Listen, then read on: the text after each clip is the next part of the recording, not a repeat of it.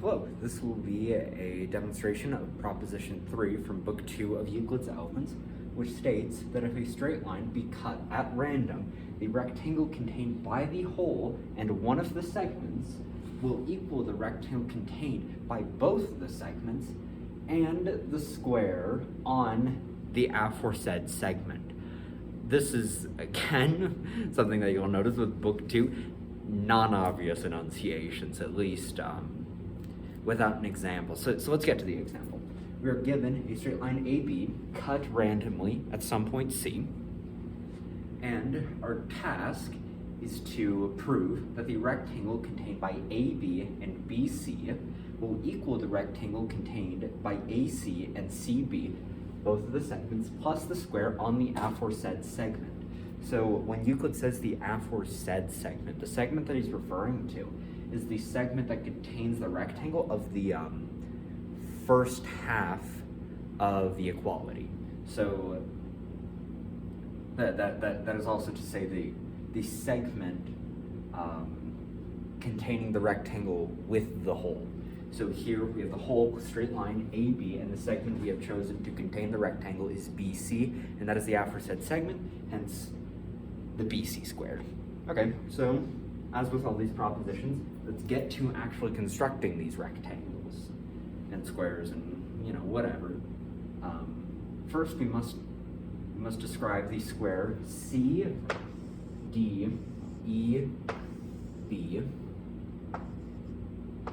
on the straight line BC. We can do this by proposition 146. And now we shall produce the straight line ED to point F, right?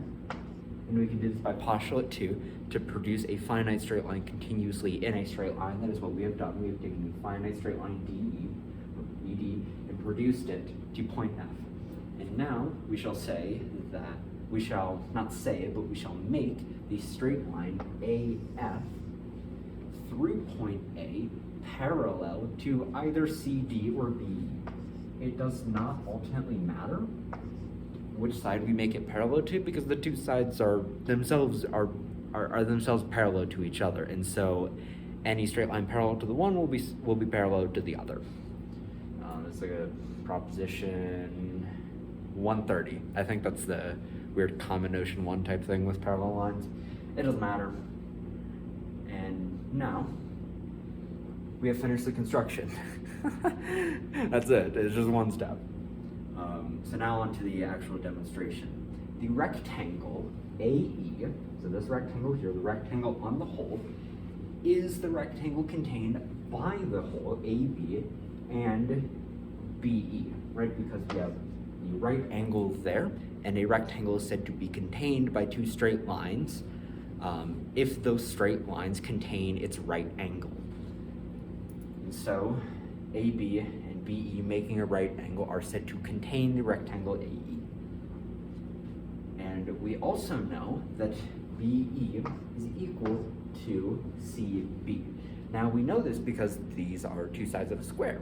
And by virtue of definition 122, we know that all the sides of a square are equal to each other. And so we can say that these two sides of the square, BC and EB, are equal to each other.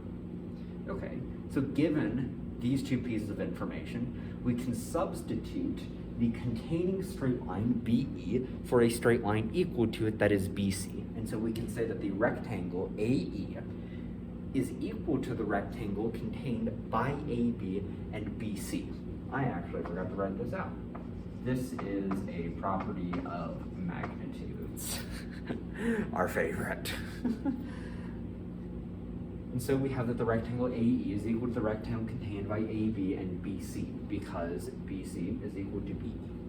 Similarly, we can show that the rectangle AD is equal to the rectangle AC and CB, because DC is equal to CB. And this rectangle AD is contained by AC and CD, and CD being equal to BC, we can say that the rectangle AD is equal to the rectangle contained by AC and BC. So Wow, this is a really short proposition, actually. Okay, so now it is self-evident that the rectangle AE is equal to AD plus CE. We can simply look at it. These are the two parts that make up the whole of the rectangle, and so the sum of all the parts equal the whole. And so we can say that the rectangle AE is equal to the rectangle AD plus CE. And so we can substitute these terms out for their equals.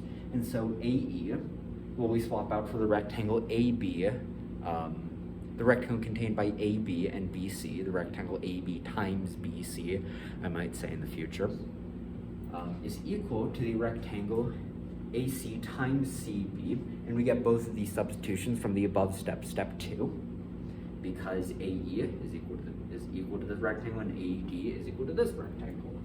And this final little bit, the square CE, this is simply the square on BC. We made it that way. And so we can substitute that, we can substitute the square CE for simply the square on BC. And so we can say that the rectangle AB times BC is equal to the rectangle AC times CB plus the square on BC. And this being what was required to have been proved, we are done with the proposition, therefore, etc. QED. Now, again, like the last proposition, there's not too much to note about this one that has not already been noted. We can likewise with this proposition, as we have done with the ones before, put this in algebraic terms. So I will do that. We'll call this segment A, and we'll call this segment B. And so we're going to say that I'm actually going to swap these. A, B. So we can say that A times A plus B, right? This is the rectangle AB times BC, is equal to the rectangle AB,